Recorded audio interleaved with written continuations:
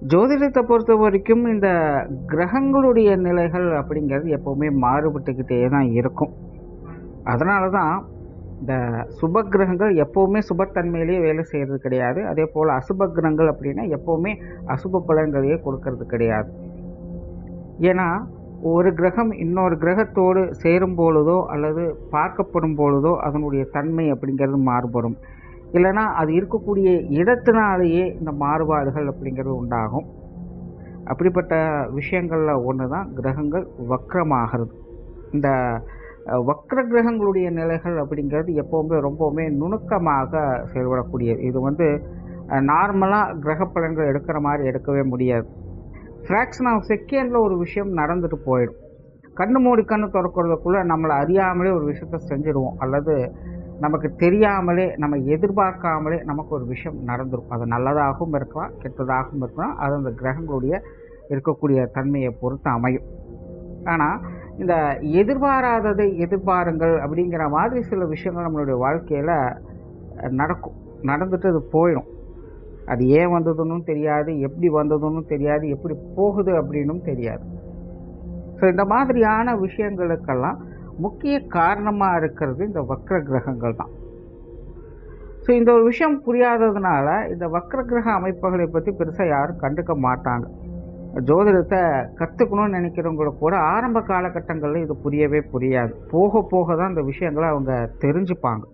அதுவும் அனுபவத்தின் மூலமாக தான் அதை புரிஞ்சிக்கவே முடியும். ஸோ சுருக்கமாக சொல்லணும்னா, ஒருத்தருடைய வாழ்க்கையில் திடீர்னு எதையுமே எதிர்பார்க்காம நடக்கக்கூடிய திடீர் யோகம் அல்லது திடீர் சோகம் தான் இந்த வக்ர கிரக அமைப்புகள்.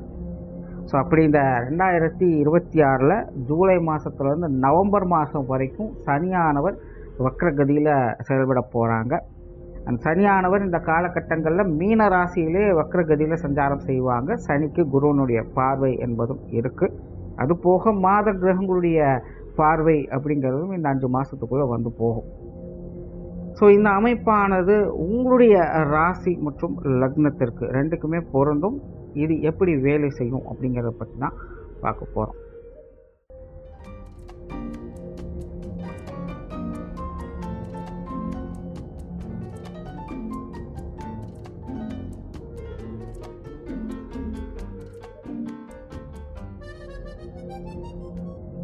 வணக்கம் தனுசு ராசி நண்பர்களே.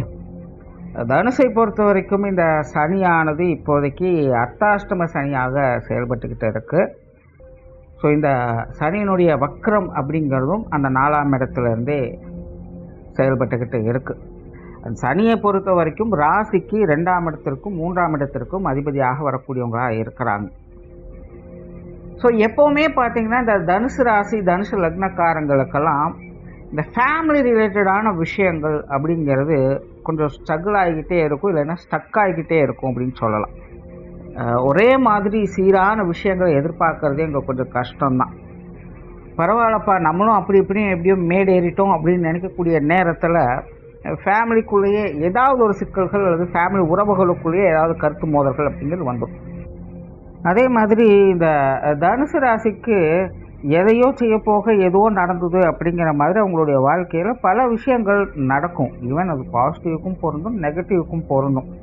அவங்க எதையும் பிளான் பண்ணி செய்யணும் அப்படிங்கிறதாக செய்கிறது கிடையாது. அவங்க சும்மா எதையோ மைண்டில் வச்சு செஞ்சுருப்பாங்க. ஆனால் ரிசல்ட் பார்த்திங்கன்னா வேறு மாதிரி அவங்களுக்கு அமைஞ்சு வரும். ஸோ இந்த மாதிரியான விஷயங்கள்லாம் நடக்கிறதுக்கு முக்கிய காரணமாக இந்த தனுசு ராசிக்கு இருக்கிறது யார் அப்படின்னு பார்த்தீங்கன்னா சனி தான். சுருக்கமாக சொல்லணும்னா அன்எக்ஸ்பெக்டட் சேஞ்சஸ் அப்படிங்கிற விஷயத்தை தனுசு ராசிக்காரங்களுக்கு இந்த சனியானது எப்போவுமே செயல்படுத்திக்கிட்டு இருக்கும்.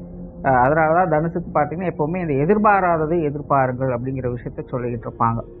ஸோ இப்போ இந்த சனியானது அர்த்தாஷ்டம சனியாக உங்களுக்கு செயல்பட்டுக்கிட்டு இருக்குது. ஆல்ரெடி தனுசு ராசிக்காரங்க கொஞ்சம் சிக்கலில் தான் இருந்துக்கிட்டு தான். கிட்டத்தட்ட 7.5 சனி காலத்தில் பட்ட அவஸ்தை மாதிரியே இப்போவும் அவங்களுக்கு கடந்த 1-2 வருஷங்களாக கொஞ்சம் பிரச்சனை மேலே பிரச்சனை அப்படிங்கிறது போய்கிட்டு இருக்காங்க. பெருசாக ஒரு வளர்ச்சி அப்படிங்கிறத பார்க்க முடியல. அதுக்கு பதிலாக ஏதோ ஒன்று நம்மளை நகர விடாமல் கட்டி இறுக்கி பிடிச்சிட்டு இருக்கிற மாதிரியான சூழ்நிலைகளை இது கொண்டுட்டு வந்துக்கிட்டே இருக்குது.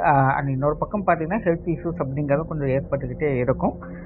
நார்மலாகவே இந்த அர்த்தாஷ்ட சனி அப்படிங்கிறது குடும்பத்தில் கொஞ்சம் குழப்பங்களை ஏற்படுத்தும். அதே போல் இந்த அசட் சார்ந்த விஷயங்களில் பிரச்சனைகளை இது ஏற்படுத்திக்கிட்டே இருக்கும். ஸோ ஆல்ரெடி நிறைய தனுசு ராசிக்காரங்க இந்த மாதிரியான சிக்கல்கள் இருந்துக்கிட்டு இருக்காங்க. தனுசு ராசி மட்டும் இல்லை, தனுசு லக்னக்காரங்களும் இந்த மாதிரி பிரச்சனைகளில் அவங்க இருந்துக்கிட்டு தான் இருக்காங்க. ஸோ குடும்ப வாழ்க்கை அப்படிங்கிறதும் அவங்களுக்கு கொஞ்சம் பிரச்சனை ஆகிக்கிட்டு இருக்குது. அதாவது அவங்களாக தேடி போகலை, ஆனால் ஏதோ ஒரு விஷயங்கள் அவங்கள தேடி வந்து ரொம்பவே டம்ப் பண்ணிக்கிட்டு இருக்குது. ஆனால் அவங்களால எந்த ஒரு விஷயத்தையுமே சரியாக செஞ்சு கொண்டு போக முடியல அப்படிங்கிற ஒரு வருத்தமும் அவங்களுக்கு இருந்தது. எல்லா எஃபர்ட்டும் போகிறோம், ஆனாலும் மேலேற முடியலையே அப்படிங்கிற ஒரு மனக்குறை அவங்களுக்குள்ளே இருந்துக்கிட்டு தான் இருக்குது.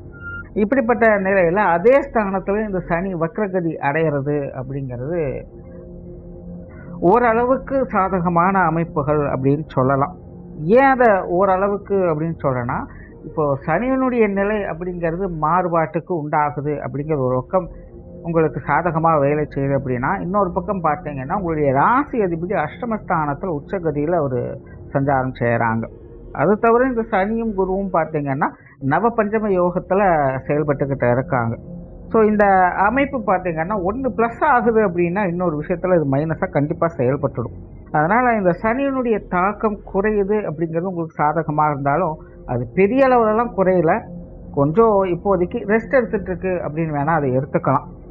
அப்புறம் முன்னாடியே சொன்ன மாதிரி இந்த வக்கர காலகட்டங்கள் எப்போவுமே பழைய பிரச்சனைகள் அப்படிங்கிறது தலையெடுக்க ஆரம்பிக்கும். ஸோ அந்த மாதிரியான பிரச்சனைகளை நாரதர் கழகம் நன்மையில் முடியும் அப்படிங்கிற மாதிரி ஒரு குட்டையை குழப்பி மீன் பிடிக்கிற விஷயமாக மாறும்.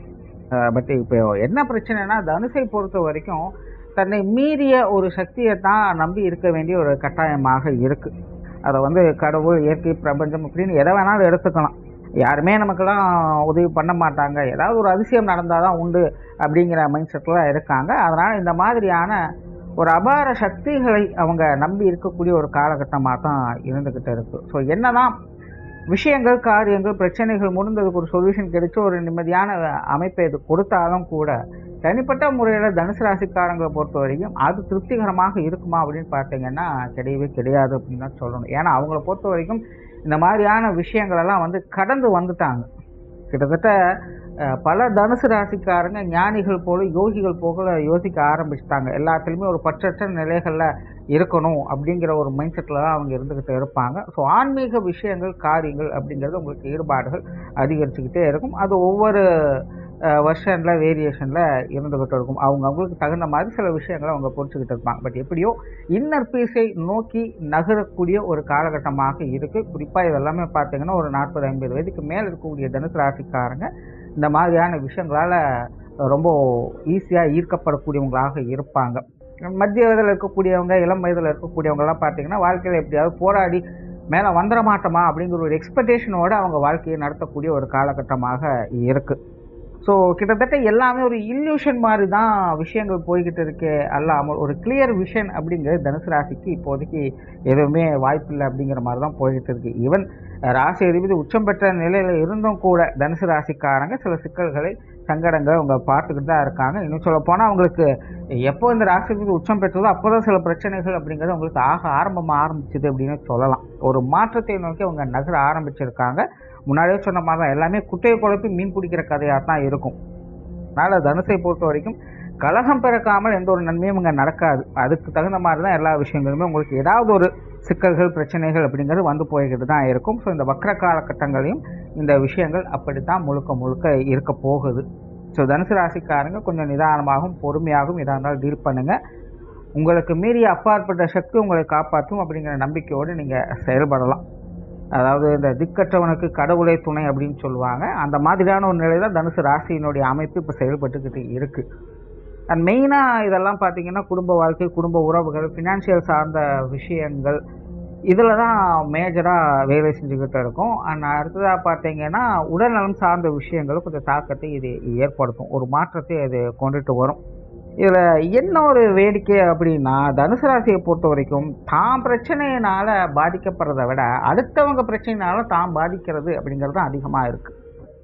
அந்த உறவுகள் குடும்ப உறவுகளாக இருக்கும்பொழுது அது வேறு வழியில் அக்செப்ட் பண்ணி தான் ஆகணும். பட் அதுவே மற்றவங்க விஷயங்கள், காரியங்கள் அப்படின்னு வரும்போது தனுசு ராசிக்காரங்க அதெல்லாம் சூழ்நிலை சந்தர்ப்பங்களை அனுசரித்து போகிறது நல்லது. தேவையா தேவையில்லையா அப்படிங்கிறத முன்கூட்டியே யோசித்து செயல்படுங்க. கெரியர் ரிலேட்டடான விஷயங்கள் இந்த காலகட்டங்களில் ஓரளவுக்கு சாதகமாக இருக்கும். பட் கொடுக்கல் வாங்கல் விஷயங்களில் கவனமாக இருக்கணும். குறிப்பாக இந்த மாதிரியான நேரங்களில் தான் இந்த வேலைக்காக தொழிலுக்காக யார்கிட்டயாவது பணம் கொடுத்து வைக்கிறது அல்லது யாரோ ஒருத்தர் முழுமையாக நம்பி இருக்கிறது இந்த மாதிரியான விஷயங்கள்லாம் ஈடுபடுவாங்க. ஸோ அதெல்லாம் கொஞ்சம் கவனமாக பார்த்து இருக்கணும். வெளியூர் மற்றும் வெளிநாடு சார்ந்த விஷயங்கள் இந்த காலகட்டங்களில் ஓரளவுக்கு பரவாயில்ல, நல்லபடியாக இருக்கும், சமாளிச்சுக்கலாம். ஸோ ஓவராலாக இந்த சனியனுடைய வக்கர காலம் அப்படிங்கிறது தனுசை பொறுத்த வரைக்கும் ஒரு மந்தமான காலம் தான். ரொம்ப ரொம்ப பொறுமை நிதானம் அப்படிங்கிறது தேவைப்படுது. ஆனால் நல்ல விஷயம் என்னென்னா பல நாள் பிரச்சனைக்கு சொல்யூஷன் அப்படிங்கிறது கிடைச்சிடும். அதாவது எதுவுமே இல்லாமல் இருக்கிறதுக்கு ஏதோ ஒன்று இருக்கிறது நல்லது தான் அப்படிங்கிற மாதிரி இந்த வக்கர சனி அப்படிங்கிறது செயல்பட்டுக்கிட்டு இருக்கும். நன்றி, வணக்கம், வாழ்க வளமுடன்.